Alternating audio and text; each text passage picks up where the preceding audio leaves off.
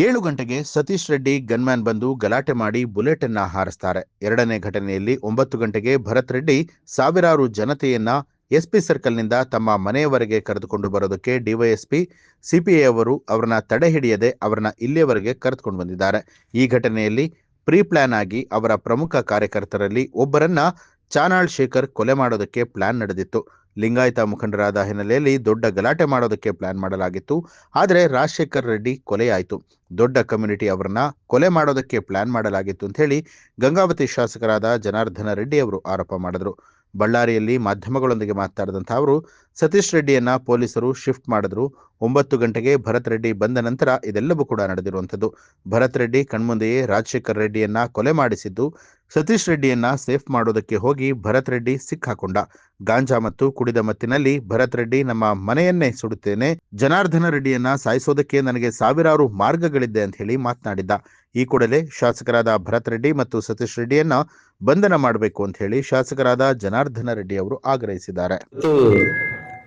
2 ಘಟನೆಗಳಲ್ಲಿ ನಡೆದಿರುವಂತದ್ದು ಬಹಳ ಪ್ರಮುಖವಾಗಿ ನೀವು ನೋಡ್ಬೇಕಾಗಿರೋದು. 7 ಗಂಟೆಗೆ 7:15 ನಡುವೆ ಸತೀಶ್ ರೆಡ್ಡಿ ಇದೇ ಪ್ರೈವೇಟ್ ಗನ್ಮ್ಯಾನ್ಗಳು ಸಾಕಷ್ಟು ರೌಡಿಗಳನ್ನ ಕರ್ಕೊಂಡು ಬಂದು ಮನೆ ಮೇಲೆ ಕಲ್ಲು ತೂರಾಟ, ಬಾಟಲ್ಸ್, ನನ್ನ ಮೇಲೆ ಬುಲೆಟ್ಗಳನ್ನ ಹಾರಿಸಿರುವಂತದ್ದು, ಗಾಳಿಯಲ್ಲಿ ಬುಲೆಟ್ಗಳನ್ನ ಹಾರಿಸಿರುವಂತದ್ದು, ಇದೆಲ್ಲವೂ ಒಂದು ಘಟನೆ. ಅದರಲ್ಲಿ ಪ್ರಮುಖ ಆರೋಪಿ ಸತೀಶ್ ರೆಡ್ಡಿ ಮತ್ತು ಇನ್ನಿತರು. ಎರಡನೇದು ಬಂದು ಭರತ್ ರೆಡ್ಡಿ 9 ಗಂಟೆಗೆ ತಾನು ಸಾವಿರಾರು ಮಂದಿನ ಎಸ್ಪಿ ಸರ್ಕಲ್ ಇಂದ ನಮ್ಮ ಮನೆಯವರು ಕೂಡ ಕರ್ಕೊಂಡು ಬರೋದಕ್ಕೆ ಏನು ಸಿಟಿ ಡಿಒಎಸ್ಪಿ, ಎಎಸ್ಪಿ ರವಿಕುಮಾರ್ ಇವರೆಲ್ಲರೂ ಕೂಡ ತಡೆ ಹಿಡಿದೇನೆ ಅವನು ಎಲ್ಲಿವರೆಗೂ ಕೂಡ ಕರ್ಕೊಂಡು ಬಂದು ಆ ಘಟನೆಯಲ್ಲಿ ಪ್ರೀ ಪ್ಲಾನ್ಡ್ ಆಗಿ ಅವರ ಪ್ರಮುಖ ಕಾರ್ಯಕರ್ತರು ಯಾರಾದ್ರೂ ಒಬ್ಬರನ್ನ ನಮಗೆ ಇನ್ನೂ ಒಂದು ವಿಷಯ ಏನಂತಂದ್ರೆ ಅದು ಕೆಲವೊಂದು ಆಡಿಯೋಗಳು, ವಿಡಿಯೋಗಳು ಕೂಡ ಬಂದಿದೆ. ಇನ್ನು ಅದನ್ನ ನಾನು ತುಂಬಾ ಚೆನ್ನಾಗಿ ಕೇಳಿದ ಮೇಲೆನೆ ಬಿಡುಗಡೆ ಮಾಡ್ತೀನಿ. ಚಾನಲ್ ಶೇಖರ್ ಅಂತ ಹೇಳಿ, ಚಾನಲ್ ಶೇಖರ್ ಚಂದ್ರಶೇಖರ್, ಚಾನಲ್ ಶೇಖರ್ ಆ ಹುಡುಗನ್ನ ಕೊಲೆ ಮಾಡ್ಬಿಡ್ಬೇಕಂತ ಪ್ಲಾನ್ ಮಾಡಿದ್ರು ಈ ಗಲಾಟಿನಲ್ಲಿ. ಆದ್ರೆ ಲಿಂಗಾಯತ್ ಕಮ್ಯುನಿಟಿ ಆಗ್ತಾರೆ, ಆ ಹುಡುಗನ್ನ ಕೊಲೆ ಮಾಡಿಬಿಟ್ರೆ ಲಿಂಗಾಯತ್ ಕಮ್ಯುನಿಟಿ ನಮ್ಮ ರೆಡ್ಡಿ ರಾಮುಲು ಅವ್ರ ಪರವಾಗಿ ಇರೋ ಕಾರಣ ಅದೊಂದು ನನಗೆ ಪ್ಲೇಸ್ ಆಗ್ಬೋದು ಅನ್ನೋದನ್ನು ಯೋಚನೆ ಮಾಡಿ ಆ ನಂತರ ಈ ಹುಡುಗ ಯಾರು ರಾಜಶೇಖರ್ ರೆಡ್ಡಿ ಏನಿದ್ರು ಕೂಡ ಹೈಯರ್ ಕಮ್ಯುನಿಟೀಸ್ಗೆ ಸಂಬಂಧಪಟ್ಟು ನಮ್ಮ ಹಿಂದೆ ಇರುವಂತ ಲಿಂಗಾಯತರು ಅಥವಾ ರೆಡ್ಡಿಗಳು ಇವರಲ್ಲಿ ಯಾರನ್ನಾದ್ರೂ ಒಬ್ಬರನ್ನ ಮುಗಿಸ್ಬೇಕು ಅಂತ ಹೇಳಿ ಕ್ಲಿಯರ್ ಆಗಿ ಇದು ಸಾಯಂಕಾಲ ಏನು 2:15 ನಮ್ಮ ಮನೆ ಹತ್ರ ಘಟನೆ ಆಯ್ತು. 7:30 ಒಳಗಡೆನೆ 5 ತಾಸಲ್ಲಿ ಇದೆಲ್ಲದನ್ನ ಪ್ಲಾನ್ ಮಾಡಿಕೊಂಡೆ ಅವನು ಹೊಸಪೇಟೆಗೆ ಹೋಗಿದ್ದು, ಯಾರು MLA ಇಲ್ಲಿ ಸತೀಶ್ ರೆಡ್ಡಿನ ಬಿಟ್ಟು. ಆದ್ರೆ ಸತೀಶ್ ರೆಡ್ಡಿ ಕೈ ಮೀರಿ ಸತೀಶ್ ರೆಡ್ಡಿನೇ ತಗೊಂಡೋಗ್ಬಿಟ್ಟು ಆಸ್ಪತ್ರೆಯಲ್ಲಿ ಅಡ್ಮಿಟ್ ಮಾಡುವಂತ ನಾಟಕ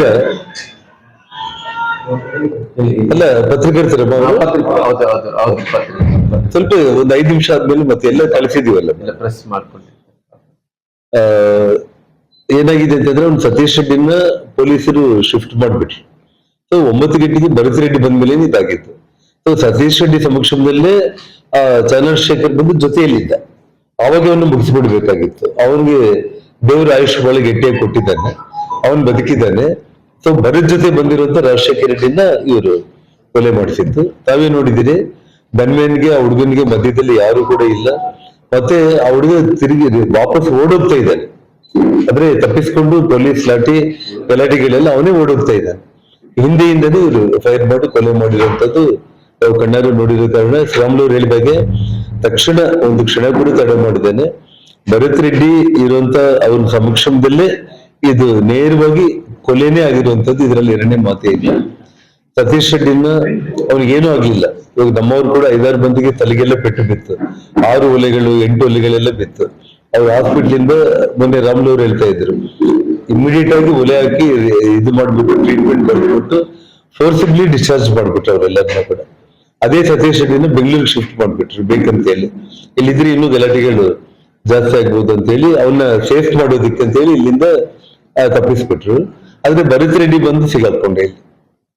ಅವನ ಕುಡಿದ ಅಮೂಲ್ಯ ಗಾಂಜಾನೋ ಇನ್ನೊಂದು ಗೊತ್ತಾಗ್ಲಿಲ್ಲ. ಆಗ್ಲಿ ಮೀಡಿಯಾದಲ್ಲಿ ಮಾತಾಡ್ತಾ ಜನಾರ್ದನ ರೆಡ್ಡಿ ಮನೆ ಸುಟ್ಟು ಬಿಡ್ತೀನಿ, ನಾನು ಬಳ್ಳಾರಿ ಭಸ್ಮ ಮಾಡ್ಬಿಡ್ತೀನಿ ನಾನು ತಾಳ್ಮೆ ಕಳ್ಕೊಂಡ್ಬಿಟ್ರೆ, ಮತ್ತು ಜನಾರ್ದನ ರೆಡ್ಡಿನ ಸಾಯಿಸ್ಲಿಕ್ಕೆ 1000 ಮಾರ್ಗಗಳಿದೆ ನನ್ನ ಹತ್ರ.